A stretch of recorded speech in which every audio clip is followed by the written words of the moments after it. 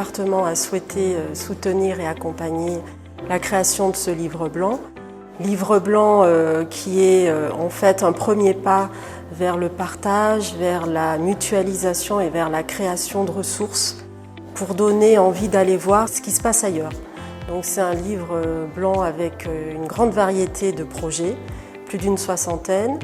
Une grande variété aussi de patrimoine, puisqu'il y a tous les types de patrimoine, bâti, naturel, industriel, et sur tous les territoires, aussi bien des grandes villes, comme Bordeaux, aussi bien des petites villes, des villages, des territoires ruraux très reculés.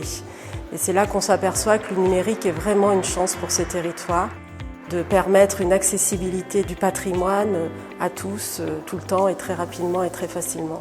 Numérique, patrimoine et Orange, c'est un très beau mariage qui dure depuis déjà un certain nombre d'années, puisque le patrimoine, c'est partie intégrante des territoires et de la valorisation des territoires, et que Orange, au travers de son action autour du déploiement du très haut débit, mais aussi de tous les usages autour de la transformation numérique, accompagne évidemment la valorisation et le développement des territoires. Donc pour nous, c'est une démarche tout à fait naturelle que de nous associer à ce que propose Héritech aujourd'hui et à présenter également au travers de ce livre blanc 3 monographies qui permettent d'envisager de façon assez sereine la façon dont on peut accéder au numérique pour mettre en valeur du patrimoine, que ce soit du patrimoine historique ou du patrimoine naturel. Elles ont toutes comme fil conducteur cette notion de mise en valeur du patrimoine par le numérique.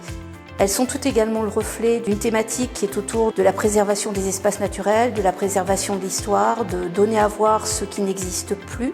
Elles sont aussi révélatrices de la façon dont on peut travailler avec des startups. On a de très beaux exemples, celui qu'on a réalisé avec Render autour de Louviers. Render a reconstitué en fait le Louviers qu'on pouvait voir au Moyen-Âge ou au XIXe siècle, au début du XXe siècle, à partir de documents d'archives. Donc il y a une réalité historique très précise qui se perçoit au travers de ce qui est sur les façades, des commerces, la reconstitution de la vie qu'il y avait à Louviers à l'époque et avant la destruction. Donc on redonne vie à un patrimoine qui a disparu. À ce titre-là, c'est extrêmement intéressant et on le fait avec des moyens légers. Ça n'est pas un matériel lourd qui permet d'avoir accès à ce type de reconstitution. Il suffit d'avoir un smartphone et il suffit de pouvoir regarder ce qui se passe autour de nous au travers de ce smartphone. Alors le département, après cette première brique de l'édifice, souhaiterait aller plus loin et qu'on puisse créer une filière des entreprises au niveau national spécialisée dans la digitalisation du patrimoine.